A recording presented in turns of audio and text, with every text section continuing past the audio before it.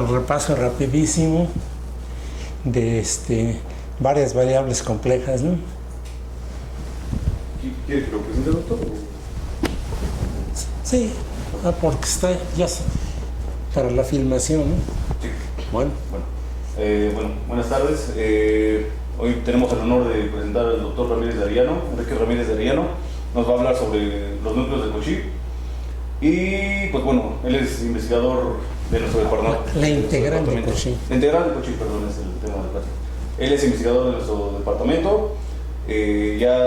¿Cuánto tiempo lleva aquí, doctor? ¿50 años? Muy muchos. Bastante años. Desde 69. Desde 69, entonces ya tiene una trayectoria muy reconocida. Son 50 años, ¿no? 50 años. Después, bueno, sin más, pues disfrutemos la plática. Ya. Bueno, un repaso rapidísimo de varias variables complejas. Usamos esta notación. Z es... déjenme ver tal vez para ver mejor la pantalla aquí. Se puede poner más grande, ¿no? Con ese es suficiente. Está bien.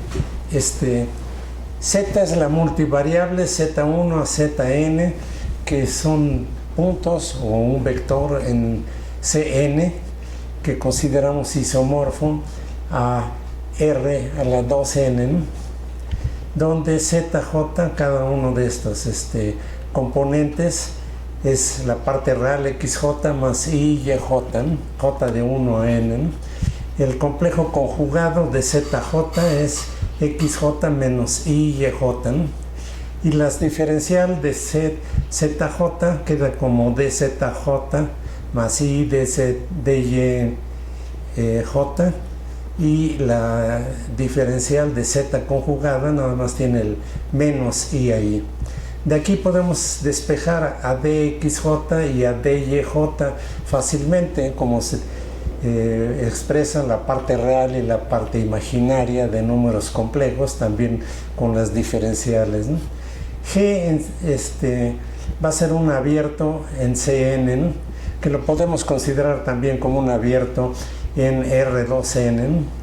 Y vamos a estudiar a las funciones dos veces continuamente real diferenciables en este abierto G que llamamos f, a valores complejos, de manera que f de z, que también se puede expresar como f de x, y o como f de z y z barra, quedan sus diferenciales en esta forma. Df es la diferencial de f en la derivada parcial de f respecto a xj por dxj con j de 1 a n más el correspondiente a la derivada respecto a yj respecto a dyj, ¿no? Cuando se considera f simplemente como función compleja de estas variables, ¿no?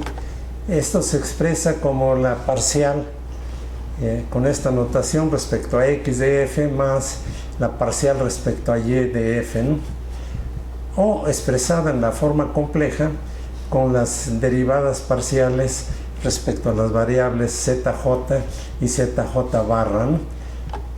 Con esta notación, la diferencial total de f se expresa como df más d barra f, ¿no? Si expresamos a df en dzj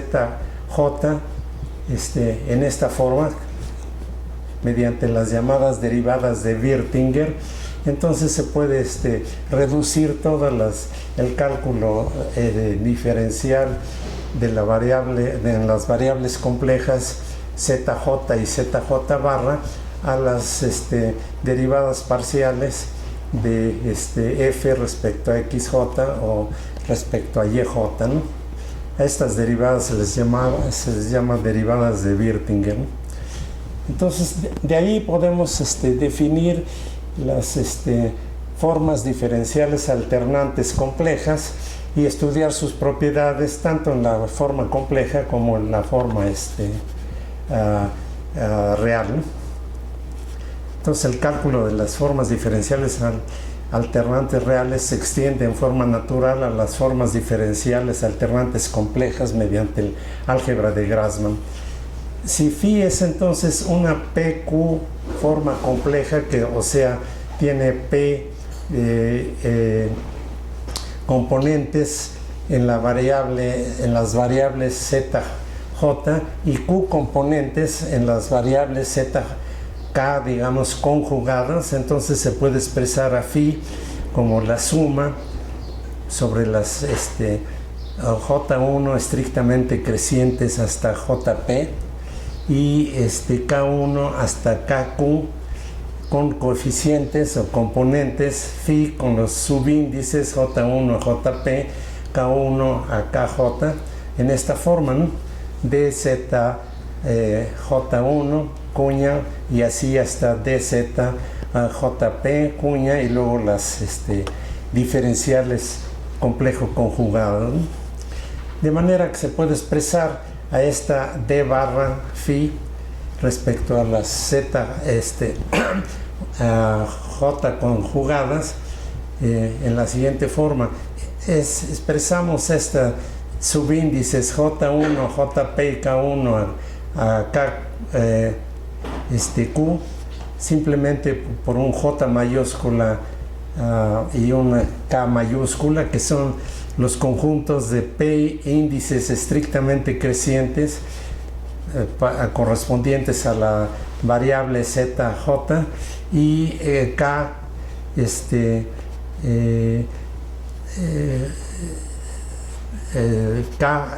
Q correspondientes a DZ K. Aquí falta la barra en esta segunda componente, ¿no? Y esa es una P Q, es una PQ forma y su derivada entonces respecto a Z barra es una PQ más 1 forma, ¿no?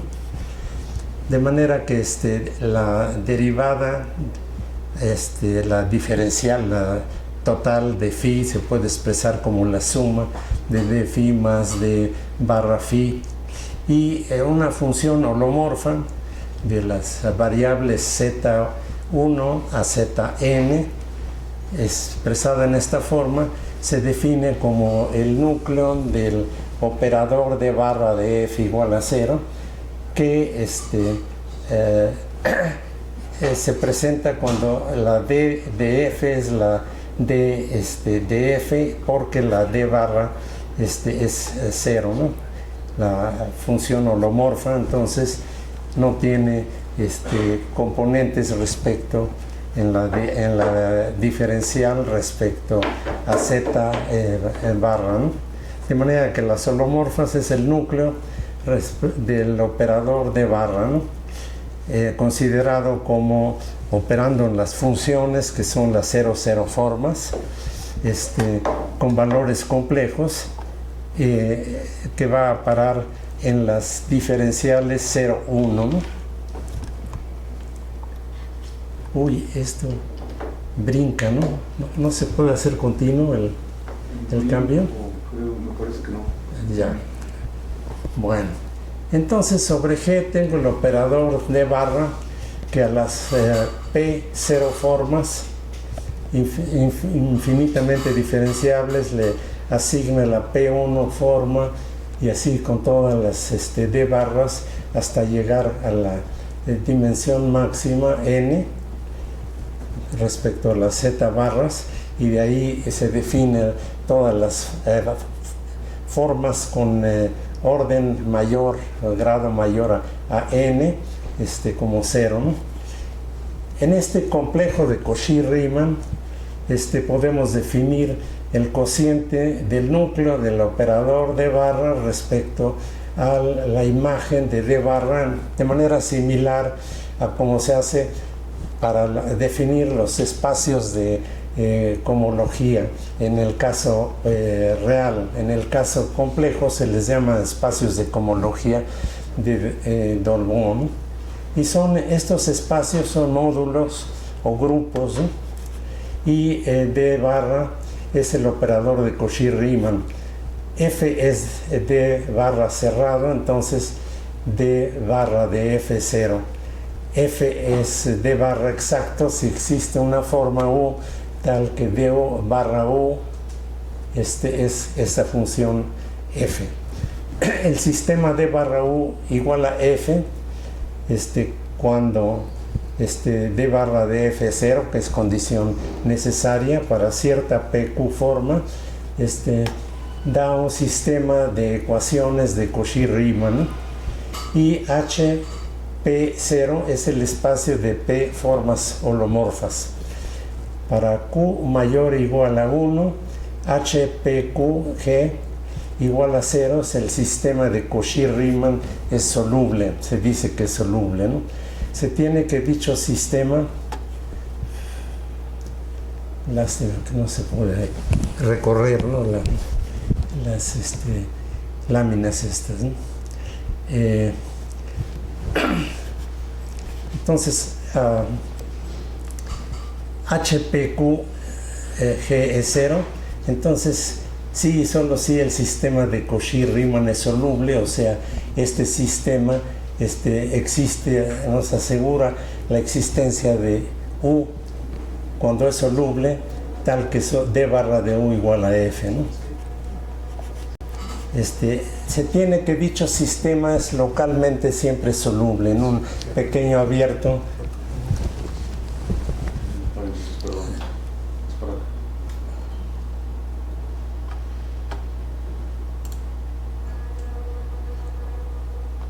¿Prefiere que se vea así, doctor, para que se pueda seguir? Pues da lo mismo tal vez. Y así yo puedo hacerlo de manera completa. Perfecto, sí. Entonces, el resultado clásico de varias variables complejas es que si X es un abierto de Stein en Cn, o más generalmente una variedad analítica de Stein, si se cumple que para dos puntos en este abierto o variedad de Stein existe una función que los separa, ¿no? Que tiene distinto valor complejo en uno que en el otro punto. X es separable holomórficamente, ¿no? F debe ser holomorfa. Y si X, J es una sucesión de puntos sin punto de acumulación en abierto de Stein, entonces existe una función F no acotada en F de X, J, ¿no? Se dice X es holomorfo convexa, ¿no? El teorema B de Cartan en varias variables complejas que vamos a utilizar en la construcción de una integral de tipo Cauchy nos dice que si X es Stein, se tiene que el qésimo grupo de cohomología de abierto de Stein o esta variedad de Stein con coeficientes en la pésima suma directa de la gavilla de funciones holomorfas O sobre X es isomorfo a los grupos de cohomología de Dolbeault que vimos arriba de HPQ. X es igual a 0 para todo Q mayor o igual a 1.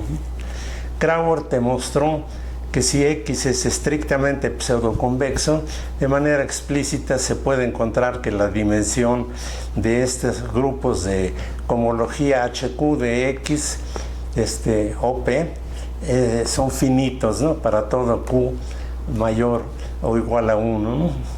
Bueno, esto es un repaso rapidísimo de los resultados de varias variables complejas que necesitamos utilizar para encontrar un núcleo holomorfo de una generalización de la integral de Cauchy de una variable compleja a varias variables complejas.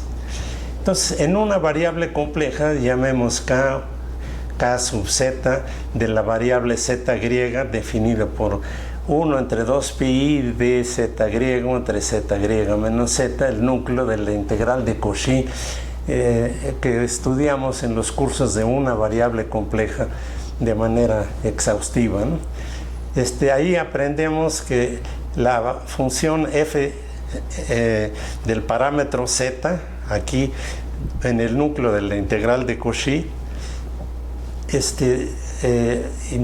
multiplicado por f de z griega e integrado sobre la frontera nos da el valor de dicha función en el punto z. O sea, integro sobre z griega en la frontera de G relativamente compacto en C1 con frontera seccionalmente continuamente diferenciable, de manera que sea fácil de integrar en esa frontera de ese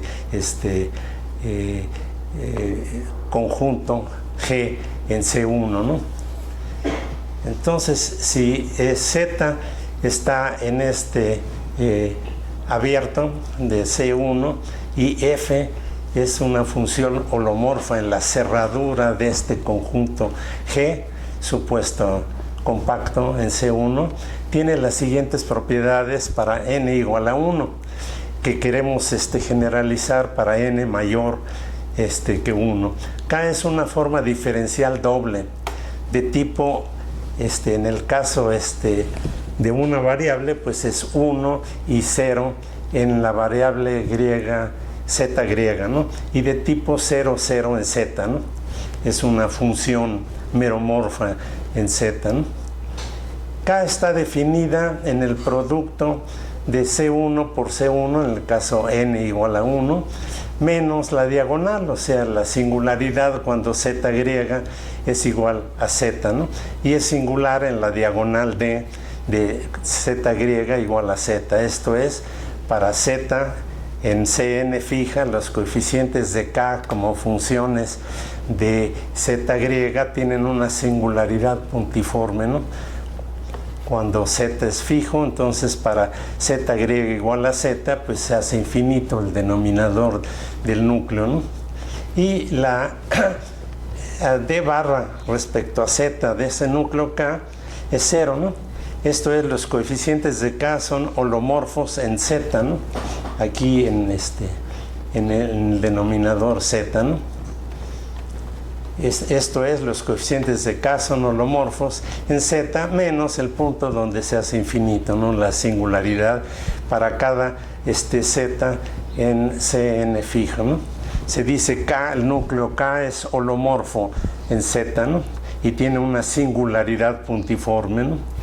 La diferencial total respecto a la variable z griega de k, expresada como la suma de las diferenciales respecto a z griega de k, es 0, ¿no? O sea, es cerrada, ¿no? K no depende de la forma que tenga la región G. Es universal este núcleo de Cauchy en una variable compleja, ¿no? Nos sirve para cualquier abierto con cerradura compacta en C1, tal que podamos integrar sobre su frontera, ¿no?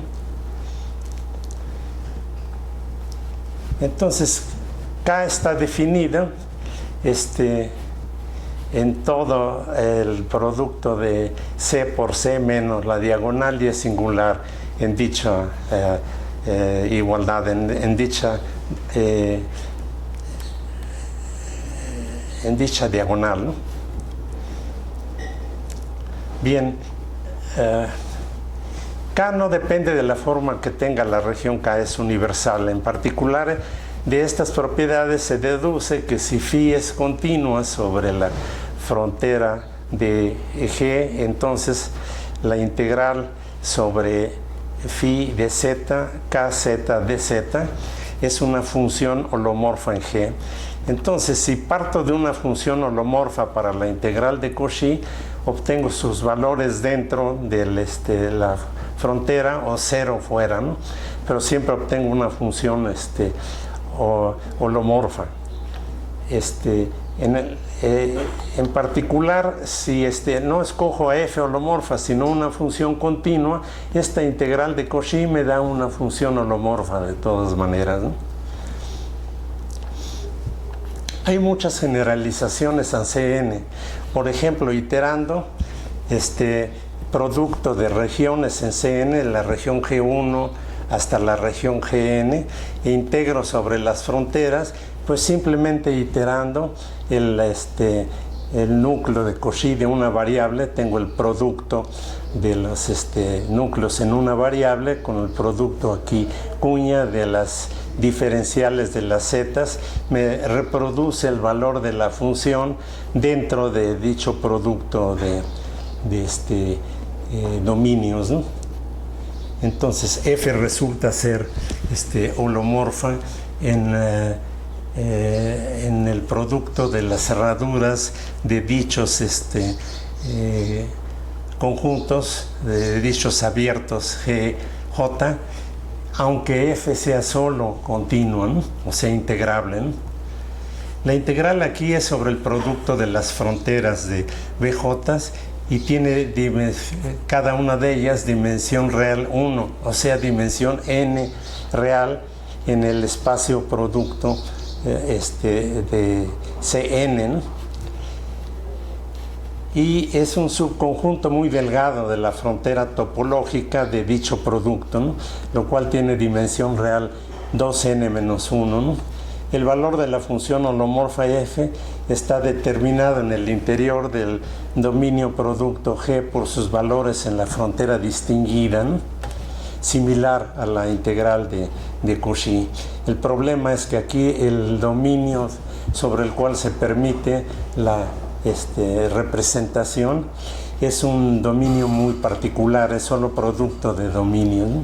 Para integrar sobre toda la frontera de dimensión 2n-1 en dominios más generales, en regiones G relativamente compactas de Cn, necesitamos encontrar una forma diferencial alternante de grado total 2n-1, compleja adecuada, ¿no? En una variable podemos ver que ocurre lo siguiente: si multiplicamos numerador y denominador al núcleo de Cauchy por la diferencia de las coordenadas en forma conjugada, entonces en el denominador tenemos el cuadrado de la distancia euclidiana del punto z al punto z', ¿no? Entonces podemos expresar en esta forma para una variable. Vemos que aquí se simplifica pues y nos da el núcleo de Cauchy, pero en varias variables Martinelli en 1938 encontró que para cualquier tipo de dominio se puede escribir el núcleo en esta forma. La generalización aquí de la distancia euclidiana al cuadrado queda como la distancia euclidiana en el Cn, que es R2n, del producto del valor absoluto de ZY menos Z latina J elevado a la n, o sea la distancia euclidiana elevado a la 2n, ¿no? Y en el numerador nos quedarían lo que en una variable tenemos, pues que nos va a quedar una suma sobre todas las diferencias de los valores conjugados de las variables por la diferencial de dichas variable conjugada, y luego todas las variables respecto a la z griega sin conjugar, que es una n-1 forma, ¿no? Con este núcleo Martinelli en 1938 y Bochner 5 años después encontraron una integral que se conoce con el nombre de Bochner-Martinelli, que satisface todas las propiedades mencionadas anteriores respecto al núcleo, que es holomorfo, pero no es holomorfo respecto a z, porque tiene las zetas conjugadas barra, ¿no? Aparecen estas barras que en el núcleo de Cauchy en una variable no aparecen, ¿no? Esto no es holomorfo respecto a la variable z. Como la diferencial de este núcleo de Martinelli, Km, es igual a la diferencial d barra por la máxima dimensión aquí de la forma diferencial alternante. se tiene que la diferencial total es igual a la diferencial respecto a barra es igual a 0. Se puede aplicar el teorema de Stokes, que es válido, tan válido en varias variables reales como se generaliza a varias variables complejas, ¿no? Aquí entonces es fundamental el teorema de Stokes, que no es más que en realidad el teorema fundamental del cálculo diferencial e integral, que la diferenciación y la integración son operaciones conjugadas. Puede sustituirse la integral sobre la frontera de cualquier dominio G relativamente compacto en Cn por la integral sobre una esferita dentro de G alrededor del punto del cual es singular núcleo, y encontrar que esta integral pues sobre esta esferita da simplemente el valor medio de la función f sobre esta esfera. Entonces el valor sobre toda la frontera de G por Stokes, ya que la diferencial de G es ya K es cerrado, puede aplicarse el teorema de Stokes y reducir que la integral sobre toda la frontera es igual a la integral sobre el negativo de la frontera en la esferita, ¿no? En la singularidad, que es singularidad puntiforme aquí en integral de Wagner-Martinelli, ¿no? Y es el valor medio cuando el radio tiende a 0 en la integral sobre dicha esfera, ¿no? Entonces, si f es holomorfa sobre es una función holomorfa en la cerradura de conjunto relativamente compacto G, sobre dicha cerradura se tiene que la integral sobre toda la frontera de G respecto a la variable z griega menos la integral sobre la esferita, porque la esferita queda en la frontera de este conjunto G menos quitar esta bolita alrededor de z, nos da que es la integral sobre toda la diferencia, que es 0, porque esa diferencia es cerrada, ¿no? Dada por la función f holomorfa, ¿no? Ya que K es cerrado, ¿no? Es sorprendente que a pesar de que K no es holomorfa en Z, sin embargo reproduce el núcleo K, sin embargo reproduce los valores de f en G a partir de los valores de f en la frontera. Por otro lado, los valores de f en la frontera no, la integral no crea funciones holomorfas a partir de la integración de una función continua en la frontera de G para n mayor que 1. Para tratar de obtener integrales con un núcleo holomorfo, Leray se le ocurrió en 1959 cambiar los términos conjugados en el núcleo de Martinelli, que aquí teníamos, sería el núcleo de Martinelli, si estas GJ son simplemente la diferencia de z griega menos z, ¿no? Entonces sustituimos esa diferencia de zj menos zj barra, o sea, conjugadas por funciones g, y tratamos de encontrar funciones que sí sean holomorfas en z, que tengan una singularidad puntiforme, que esto sea 0 solo para z griega igual a z latina, y el núcleo de Martinelli, Wagner-Martinelli, en vez de las z griegas barras, queda sustituido por unas funciones g que debemos de encontrar. Pero si hay estas funciones g, entonces este núcleo tiene las propiedades que nos interesa tener, ¿no? Las GJ van a ser funciones dos veces continuamente diferenciables en W, donde W sea un abierto en el producto de las variables z griega con la variable z latina, ¿no? Entonces si tengo un abierto arbitrario en este producto, y funciones GJ tales que el denominador sea distinto de 0 en ese abierto W, tengo las propiedades de este núcleo del array que son ciertas también para el núcleo de Martinelli.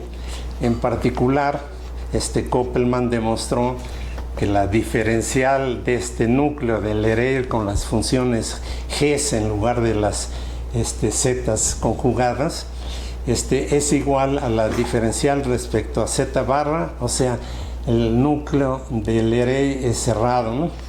Y si KL y KL' son dos formas de Cauchy-Fantapié, como se les llama a esta formas, este núcleo, si tengo dos de ellas, con unas G's y con unas G', entonces existe una forma, un núcleo, n-2, tal que la diferencial de esa J es justo la diferencia de dos cualesquiera que sean estas núcleos del array con G's arbitrarias, con tal de que cumplan las propiedades que dimos antes, ¿no?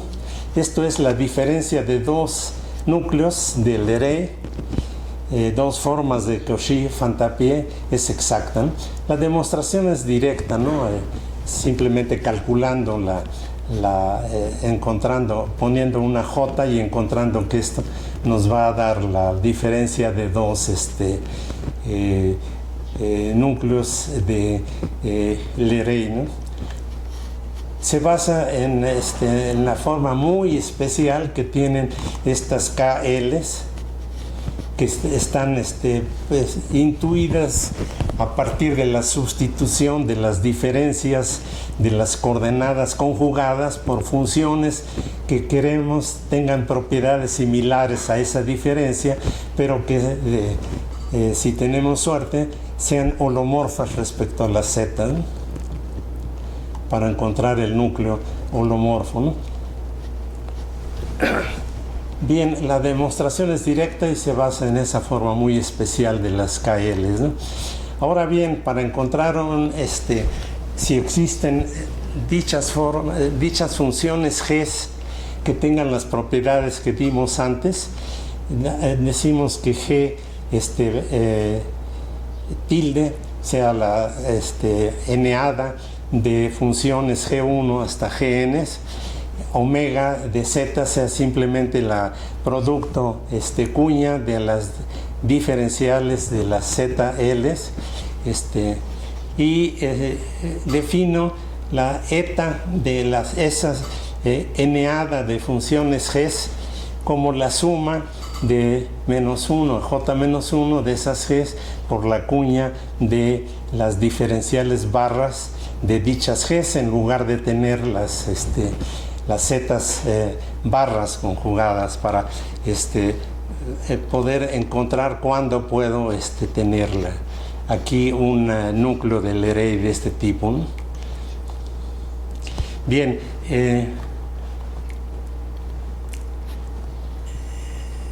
defino entonces a G a partir de estas G1 hasta Gn como el producto escalar de esas Gs con z menos y menos z latina, y aquí debería de estar para el núcleo de Martinelli las z griega conjugada menos z latina conjugada, pero ahora la estoy sustituyendo por funciones G y quiero encontrar si efectivamente hay tal n-ada de funciones G que cumpla con las condiciones que quiero para dicha integral, ¿no? Entonces sería simplemente el producto escalar de las G con las diferencias de las coordenadas, ¿no? A las G les pido que sean dos veces continuamente diferenciables y estén definidas en un abierto del producto de Cn de las z griegas por Cn de las z latinas de tal manera que este sea el núcleo del Leray, ¿no? Entonces se tendría la siguiente representación integral si es que existieran estas Gs, esta eneada de Gs con las propiedades que pedimos arriba, ¿no? Se tendría el siguiente teorema, sea G un abierto en Cn que tenga relativamente compacto con fronteras seccionalmente de clase C1, ¿no? Esta frontera sería de dimensión real 2 n menos 1, ¿no? W sea una vecindad del producto de ese abierto G por el dominio G, que estamos metiendo esto en Cn cruz Cn, ¿no? Y ahí consideramos esta vecindad donde la frontera va a ser el dominio de integración, ¿no? La trayectoria de integración, la hipersuperficie de integración, f va a ser la función, y el parámetro aquí va a ser z en g, ¿no? Tengo entonces que si g no se anula para cada punto en la frontera de G cruz G y f es una función holomorfa, esa integral va a representar a la función f, es una representación en función de los valores sobre la frontera de G, ¿no? Entonces Leray, Norguet y Kopperman estudiaron este tipo de integral, y eso se demuestra fácilmente que si existen tales funciones G que esto cumpla las propiedades arriba, por ejemplo este producto escalar sea distinto de cero, entonces se tiene esta representación integral, ¿no? Primero vemos que si escogemos a las Gs como las que se tiene con la fórmula de Bochner-Martinelli, entonces esto va a ser simplemente la suma de los cuadrados de las distancias euclidianas de las componentes, va a ser la distancia euclidiana entonces de un punto en la frontera a un punto z dentro de la región, ¿no? Y esto es distinto de cero, ¿no? En Cn cruz Cn menos d, ¿no? Donde z griega igual a z latina, ¿no? Donde d es la diagonal, dicha diagonal, ¿no? En Cn cruz n, y se tiene la integral de Martinelli-Bochner, ¿no? Que es mediante el teorema de Stokes, nos permite demostrar la representación integral dada arriba, ¿no? Ahora viene la pregunta del signo: ¿bajo qué condiciones existen GJ de tal manera que el núcleo KL es holomorfo respecto a Z? O sea, la D barra respecto a Z, no como el núcleo de Martinelli, que no es holomorfo, sino aquí sí es holomorfo para cada punto Z griega que esté en la frontera, y puede extenderse entonces el núcleo del Leray para que esté definido en una vecindad de toda la cerradura del dominio G cruz G, salvo en la diagonal, para que tengan una singularidad puntiforme, de manera que sea holomorfa en Z para cada punto Z griega que esté en la frontera. Entonces la respuesta es sí para dominios estrictamente pseudoconvexos con fronteras, por ejemplo, K más 2, ¿no? Donde K es un entero, ¿no? La demostración consta de varias partes. Primero se construye una función G en una vecindad de la frontera. G es esta eneada de funciones, cada una de ellas definidas en la variable z griega cruz con la variable z latina, y quiero que la variable z griega esté en una vecindad de la frontera y la variable z latina en una vecindad de toda la cerradura del dominio G, ¿no? Que sea holomorfa respecto a z y tal que sea distinta de 0 para cuando z esté en la frontera y z latina dentro, como en la integral de Cauchy en una variable, ¿no? Y que por otro lado pues, g de z sea igual a 0 como condición necesaria para poder encontrar dicha g, ¿no? Una vez que he encontrado dicha g, tengo que descomponerla para obtener las gjotas. Esta era una función simplemente a valores complejos o valores reales, como vamos a ver. Y una vez que se tiene esa función, hay que ver si se puede descomponer en esta suma de los productos de la diferencia de las coordenadas en las dos variables por estas g's, de manera que resulten holomorfas en z, ¿no? Para construir el numerador del núcleo de Leray. Esto le llamo la división de la función g por las funciones zj menos zj para obtener coeficientes gj, ¿no? Entonces de una función obtengo n funciones gj de tal manera que la g se pueda representar de esta manera, ¿no? Y con esas gjotas ya construyó el núcleo de Leray, ¿no? Se deforman entonces las g's y gjotas en el interior de g para cambiar diferenciablemente el núcleo de Martinelli-Bochner, de tal manera que bajo esta deformación el núcleo permanezca holomorfo en z para cada punto z en la frontera de G y se tenga una singularidad puntiforme, ¿no? La construcción local de tal G se basa en que G sí existe en dominios, digamos, muy especiales, pero que son justamente los dominios de holomorfía en varias variables complejas. Si G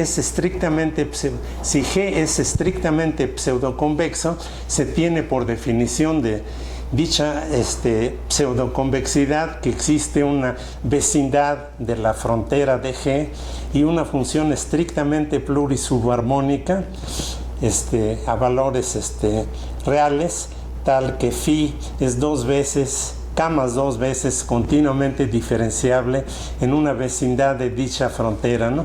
Tal que la normal de phi, la derivada, la diferencial total de phi sea distinta de 0, ¿no? O sea que esa frontera tenga una normal, ¿no? Y tal que la intersección de G con esa vecindad pueda expresarse como phi de x menor que 0, sea negativo el dominio G 0 en la frontera y positivo resulta del otro lado, porque la diferencial de G nos dice que esa función, la diferencial de phi, esa función crece de dentro negativa, 0 en la frontera, y positiva fuera de G, ¿no? Esa es una propiedad de los dominios estrictamente pseudoconvexos, ¿no? Defínase ahora un polinomio complejo en las variables z griega j y z latina j por la derivada respecto a ese zj de dicha función que es diferenciable, y se forma polinomio de grado 2. Y esta es la parte lineal, esta es la parte cuadrática con las derivadas de la función phi. Eso afortunadamente puede hacerse en estos dominios estrictamente pseudoconvexos, que resulta que son los dominios de holomorfía, ¿no? P satisface entonces en una vecindad de la frontera de G, cruz la frontera de G, dentro de el dominio de localmente las condiciones que queremos para la función G. Entonces aquí tengo G y la frontera de G, ¿no? Esta es la cerradura de G. Aquí tengo una pequeña vecindad de un punto en la frontera de G. Escojo esa vecindad suficientemente pequeña y puedo ver que para dominios estrictamente pseudoconvexos, la parte real de este polinomio complejo, definido con las derivadas de la función real psi, pero que resulta compleja, que tiene sus derivadas complejas aquí respecto a las z griegas, satisface en una vecindad de la frontera de G por la frontera de G intersección dentro en G. Esta parte tiene el parte real positiva, ¿no?, de este polinomio complejo, ¿no? Esa es una gran ventaja, pero de poder tratar con estos dominios de holomorfía que son estrictamente pseudoconvexos, ¿no? Pero esta es una construcción nada más local de la G. Quiero una G que pueda después descomponer globalmente, ¿no? Entonces, ¿cómo le hago para extender esa G? Extiendo entonces el dominio de definición de este polinomio P hacia una banda, una vecindad tubular que contiene a P, y la extiendo a todo G hacia adentro, ¿no?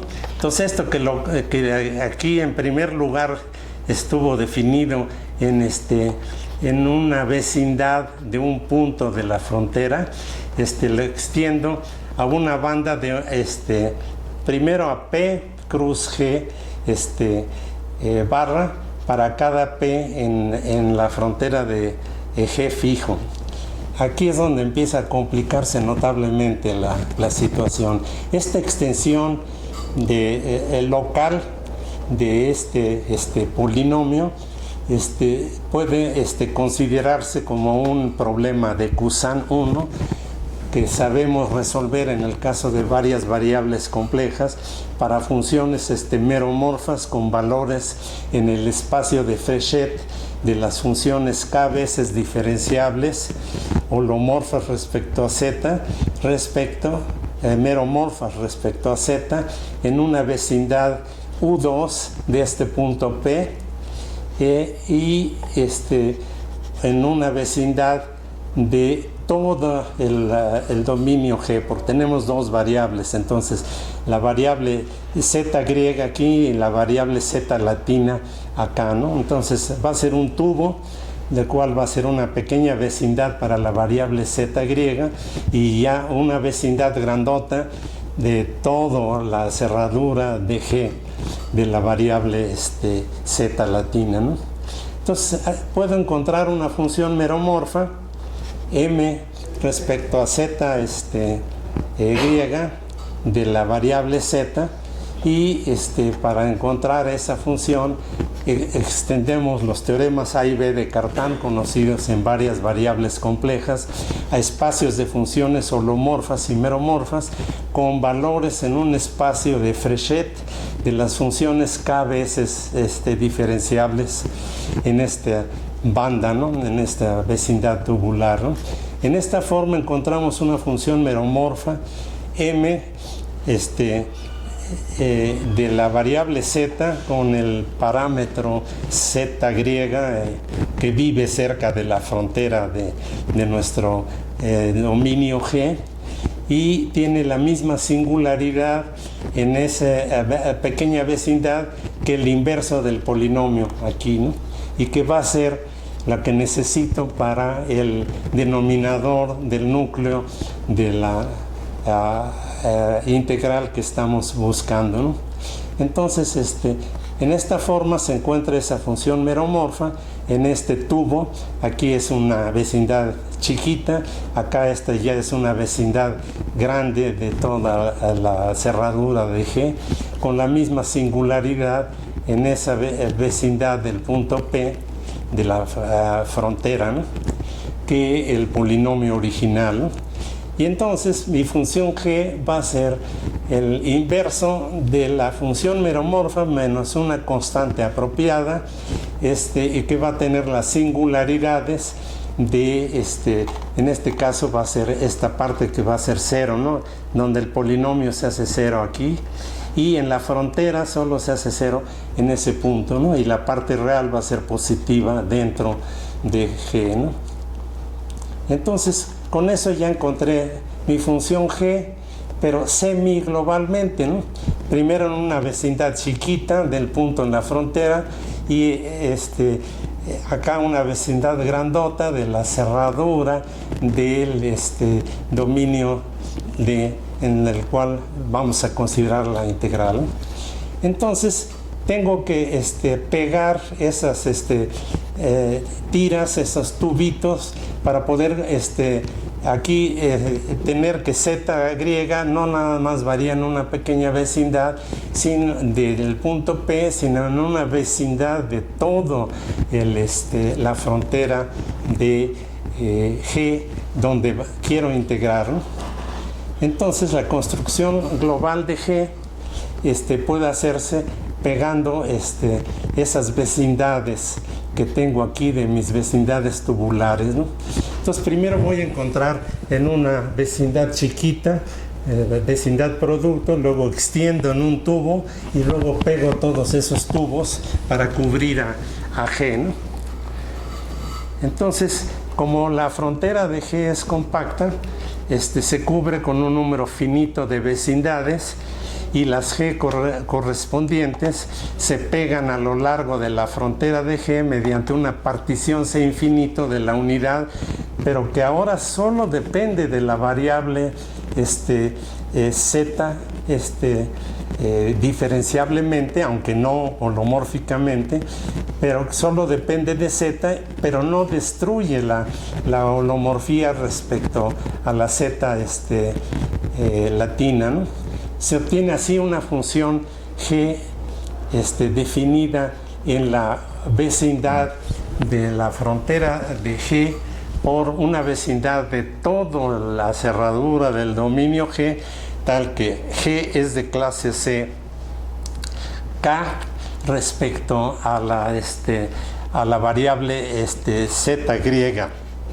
La parte real de G es mayor que 0 para todo punto Z griega en la frontera de G, para todo punto Z latino en todo G barra, salvo la diagonal, o sea, salvo cuando Z griega es igual a Z en este producto, ¿no? G es 0 cuando Z griega Z está en la vecindad de G cruz la vecindad de todo G, intersección con la diagonal, o sea, se hace 0 en la diagonal, ¿no? Cuando Z es igual a Z, Z griega igual a Z latina, ¿no? Pero G es holomorfa en B, conserva la holomorfía en B grandota de toda la cerradura del dominio G, ¿no? Para cada punto Z griega en esa vecindad de la frontera de G, ¿no? Entonces ya tengo una G que está expresada para estos valores de las variables. Ahora tengo que encontrar las GJs. Entonces necesito encontrar la descomposición local de esta G global, ¿no? Y luego pegar de nuevo para obtener el núcleo, ¿no? Entonces cambio ahora U y B sean abiertos, U en C N, B en Cn, y considero el conjunto de pares de Z', Z, en este producto de dos abiertos, ¿no? Estos U y B ya no tienen mucho que ver con los U y B de antes, ¿no? Entonces, distingo dos casos. Si Z' griega es distinto de z, esto está en ese producto de u por b menos la diagonal. Existe una j tal que zj griega distinta de la zj, porque estos son distintos, entonces por lo menos una componente es distinta, y una vecindad tal que puedo expresar a mi gj simplemente con la g dividida entre g, esta zj menos c, y g me queda expresada así, ya no como una suma, sino basta un solo sumando aquí, ¿no? Pero cuando z es igual a z griega, esto es cuando esto está en el producto de mis dominios u y b intersección con la diagonal, entonces existe una vecindad convexa u' contenida en u, tal que el producto de dos vecindades u' con u' de u cruz b, puedo expresar a ese punto en z más t, z menos z griega, tal que para toda pareja en vecindad producto y t de 0 a 1, esa descomposición para obtener las GJs por cálculo diferencial e integral elemental, puede expresar a GJ como la integral de 0 a 1 de la derivada de g respecto a t, y acá límite superior y límite inferior, esto es nada más integrar a lo largo de este segmento de recta cuando t varía de 0 a 1, y esto por la fórmula para la derivada de la función g respecto a t, respecto a las variables zj y luego dzj respecto a t, me da simplemente que puedo expresar esas GJs por esta fórmula sencilla de cálculo, ¿no? Bien, la descomposición global de G ahí sí es mucho más complicada que todo lo anterior, ¿no? Y no puedo dar todos los detalles, pero voy a indicar por dónde va la situación. Es lo que llamo un teorema de división para encontrar las coeficientes GJ de una función G que divido por funciones HJ. Quiero expresar una G mediante suma de coeficientes GJ por funciones holomorfas HJ, pero tal que la GJ siga conservando la holomorfía que tiene en las HJ, ¿no? Ese teorema de división se expresa de la siguiente forma. Me van a conceder un poco más de tiempo para que pueda rápidamente expresar cómo se hace eso, ¿no? Entonces, sean H1 y HM funciones holomorfas en las dos variables, ¿no? La de la U y la de la B.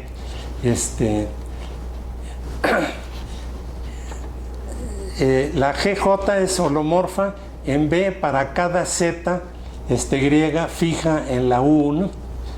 Si localmente existen GJ tales que la división es posible localmente con funciones GJ holomorfas en Z para cada Z fija, entonces existen GJ holomorfas en Z globalmente cuando B es un dominio pseudoconvexo o de Stein.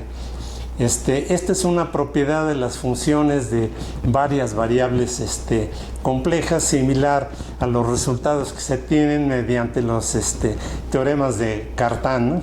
De poder pegar vecindades holomorfas de funciones para obtener una función global, ¿no? Por ejemplo, para los conjuntos analíticos, ¿no?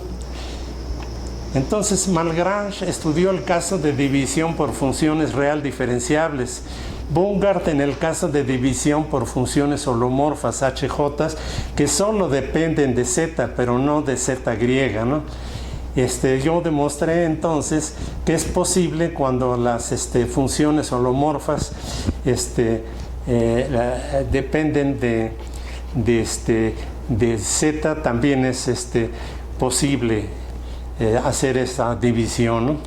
La idea de la demostración es mediante teoría de gavillas y funciones, los teoremas A y B de Cartan para varias variables complejas, ¿no?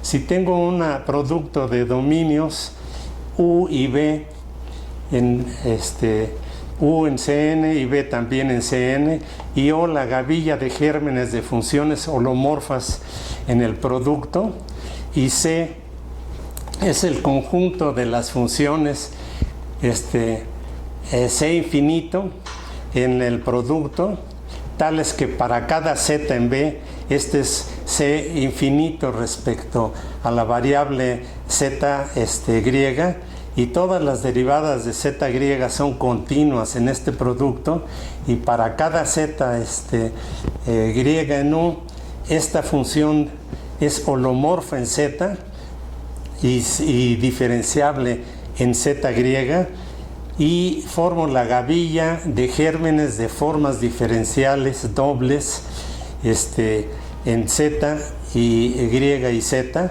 en el producto de tipo 0,0, o sea, funciones en Z griega, y de tipo 0Q en la Z latina.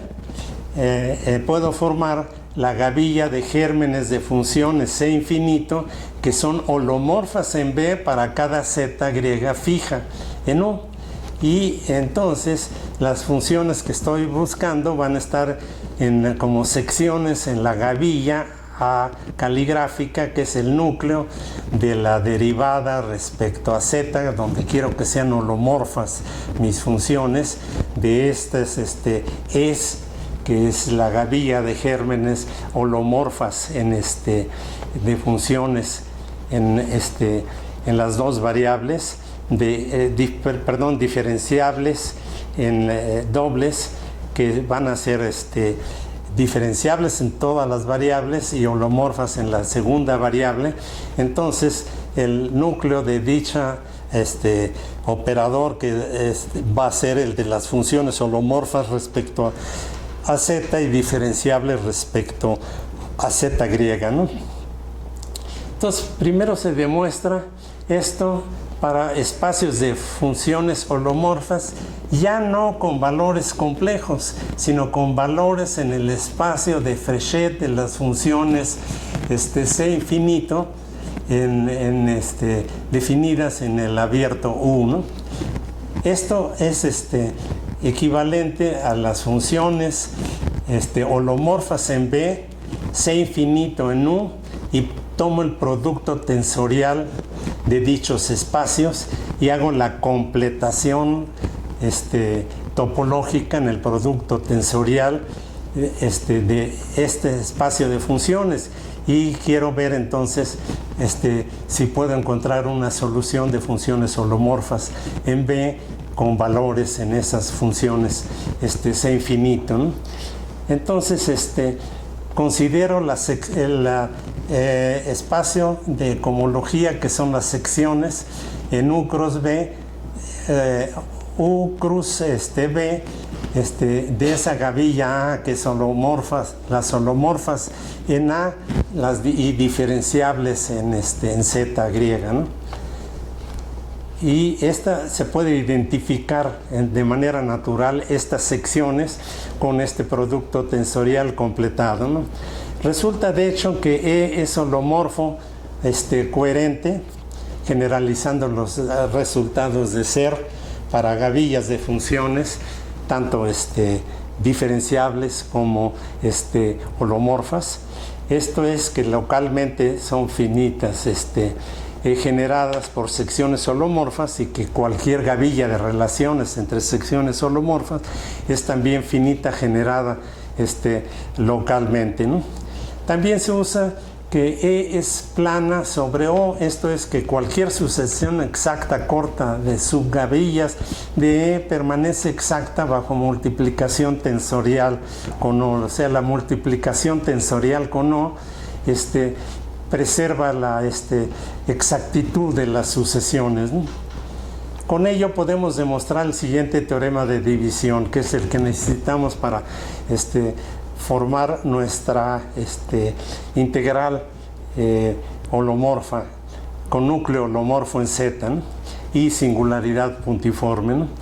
Entonces tengo U abierto en Cn, B un abierto en Cn, B sea de Stein, o más generalmente, inclusive no nada más en Cn, sino es cierto para variedades analíticas para compactas y que son de Stein, y H1HM sean holomorfas en el producto de U por B, que también puede ser generalizado a variedades analíticas, no nada más abiertos en Cn, ¿no?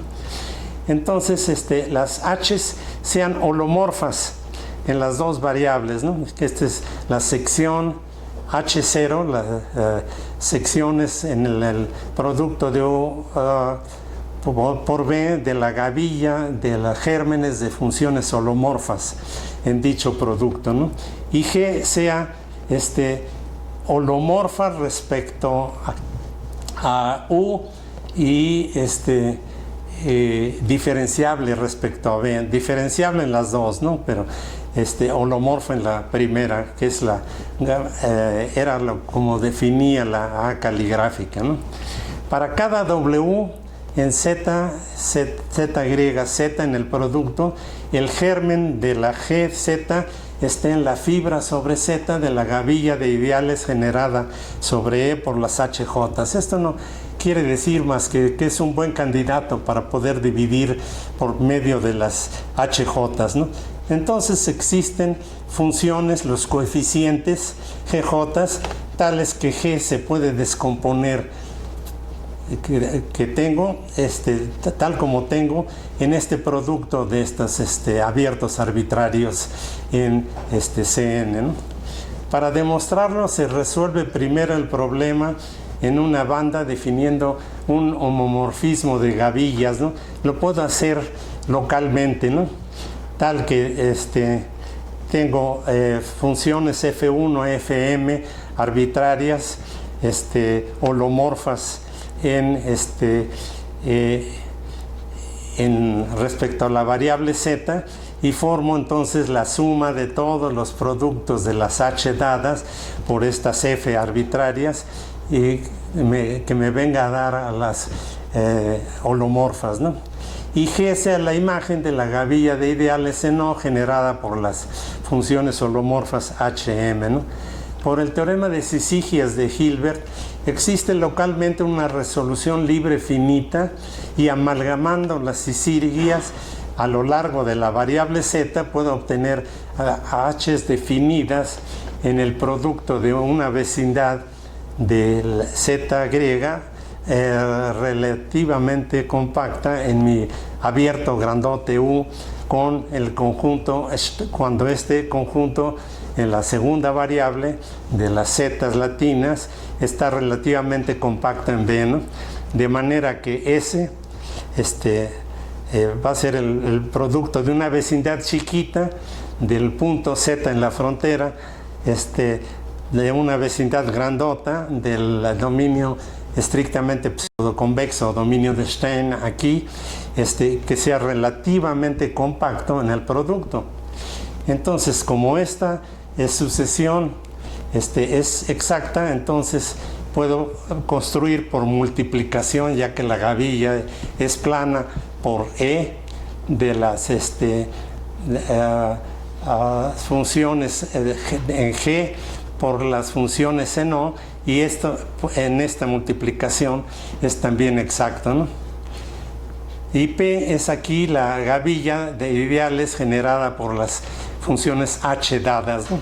Entonces defino a la gavilla Q intersección con estas dos gavillas, y entonces Q consiste de los elementos PN que son holomorfos en Z, o sea, del núcleo de barra, ¿no? Y se tiene el siguiente diagrama conmutativo, ¿no? Por la resolución de las esigias, de acuerdo con el teorema de Hilbert, de OM mu en G, puedo resolverlo en forma finita hasta que llego a a cero, ¿no?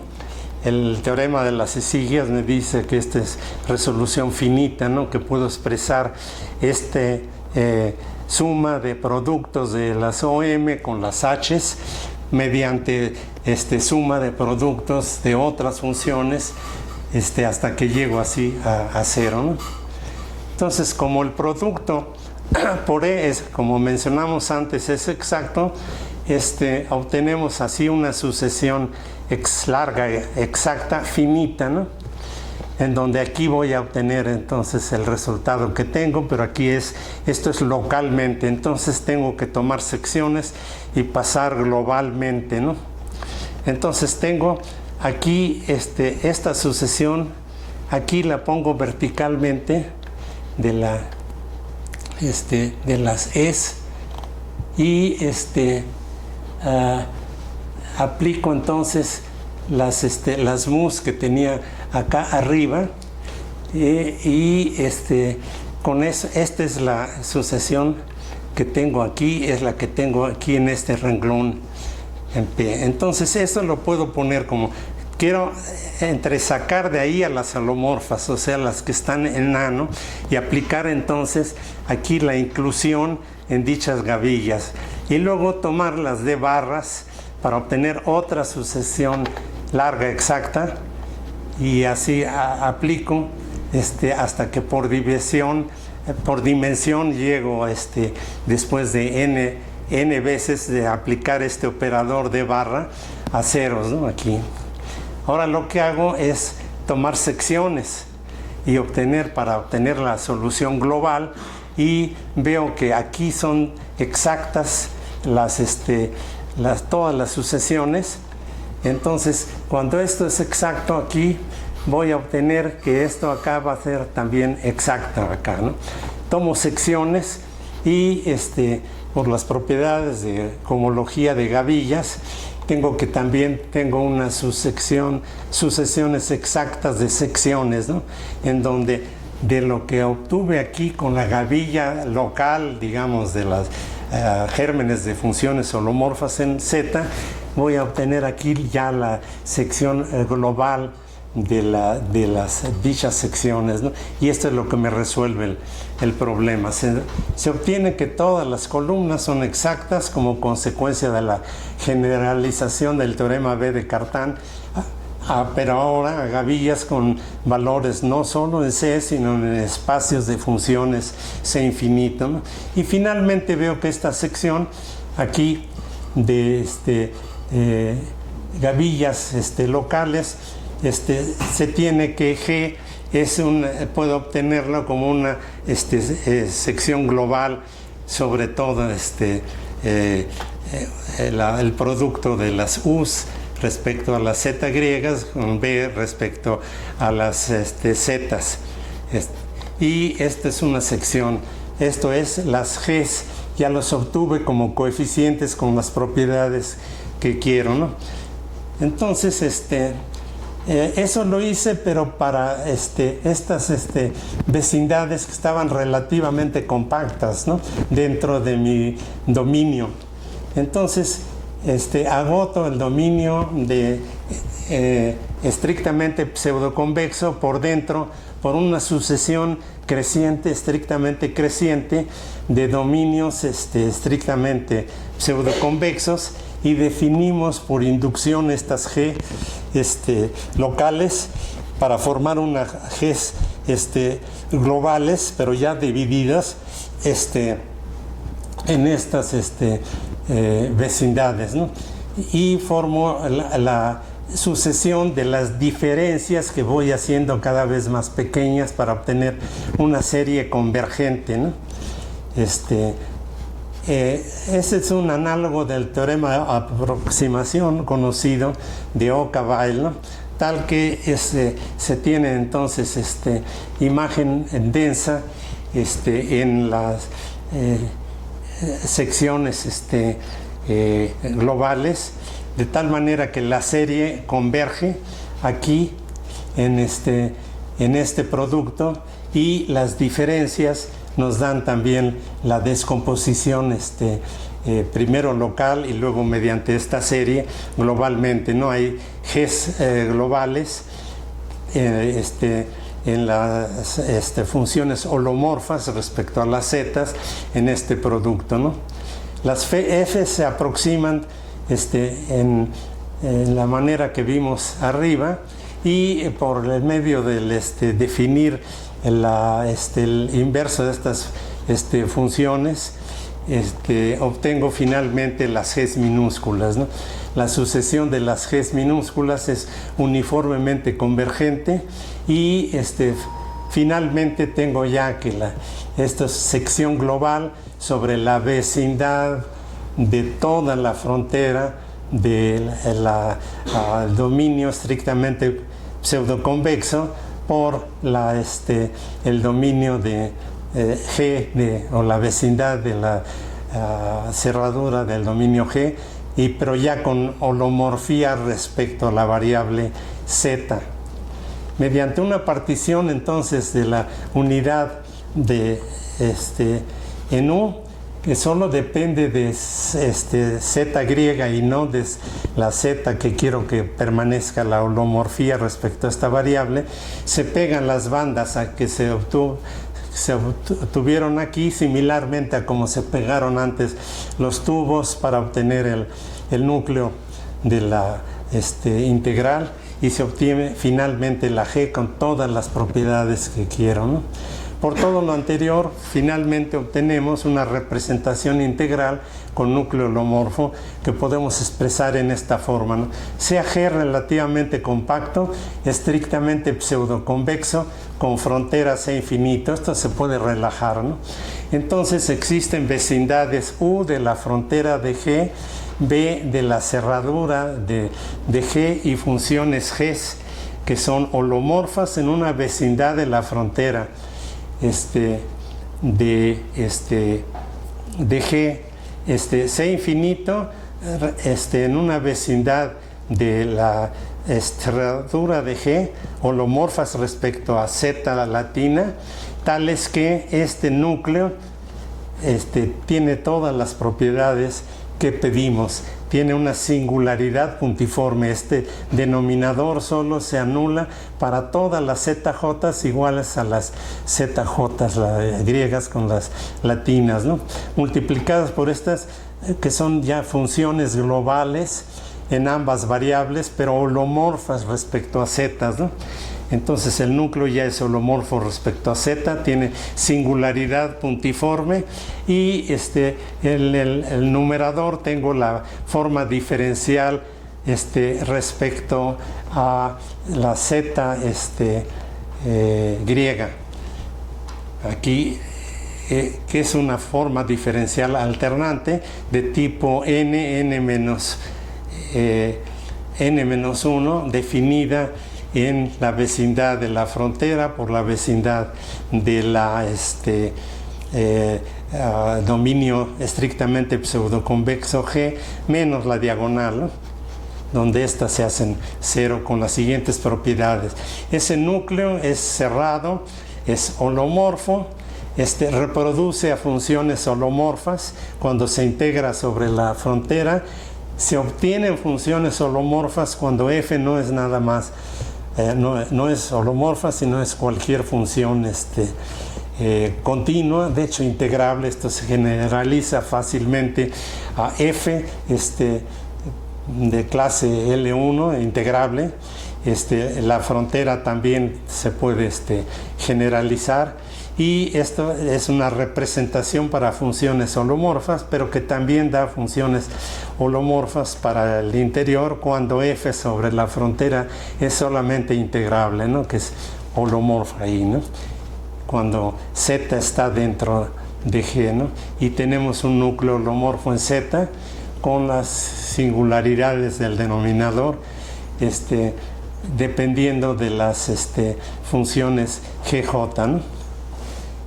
Sin embargo, hacemos la transición de este núcleo al núcleo de Martinelli-Bochner para tener el núcleo que solo obtiene una singularidad puntiforme para Z igual a Z griega, ¿no? El nuevo núcleo permanece holomorfo porque se está multiplicando solo por una partición de la unidad que depende solo de la Z griega y no de la Z latina. Esta vecindad no es del tipo producto, por lo que la holomorfía respecto a Z en todo G solo se obtiene cuando el punto Z griego está en la frontera de G, ¿no? Entonces, me brinco ya algunos detalles para tener el teorema ya de la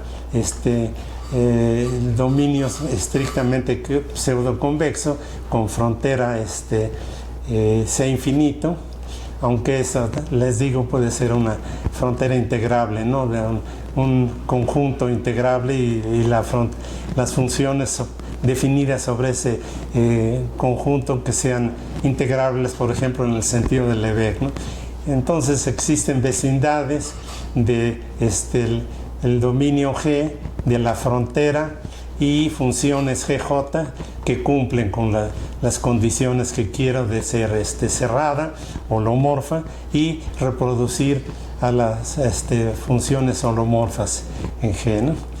Si quieren ver cómo es la construcción de geométricamente hablando, se tiene que para phi igual a 0, aquí se tiene cómo se mata la parte que puede no ser holomorfa para Z, y para phi igual a 1 es el núcleo holomorfo que ahí está en verde, núcleo holomorfo que está en esta vecindad, salvo cuando el punto está en la frontera, ¿no? Y esta es la forma, digamos, de cambiar el núcleo de Bochner-Martinelli, matando donde no es holomorfo por una phi que sea partición de la unidad en este producto, pero dejando la holomorfía cuando el punto está, Z griega está en la frontera, ¿no? Y Z está adentro, ¿no? Creo que fue suficiente para dar un panorama así muy somero de la construcción de este tipo de integral, ¿no?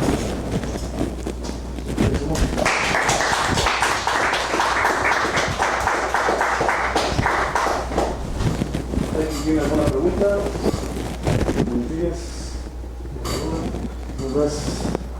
¿No? Bueno, yo sí. Las funciones G dependen precisamente de que el abierto sea estrictamente pseudoconvexo. ¿En la práctica es fácil calcularlas o...? Sí, tan fácil como es encontrar la función global para expresar a dominios estrictamente pseudoconvexos mediante una función obtenida a partir de los polinomios estos de segundo grado que obtuvimos, y entonces prolongarlo hacia infinito, hacia adentro, ¿no? El Range trae, por ejemplo, que es la forma para encontrar tales phis reales, cuya parte real es positiva dentro, negativa fuera, y obteniendo por deformación de los polinomios.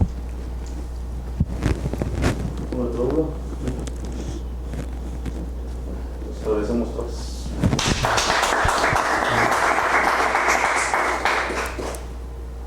Y disculpen por haberme pasado, ¿no? Hora y media que había calculado, ¿no? Si no hay estudiantes para un pequeño reconocimiento, doctor. Qué amable. Muchísimas gracias.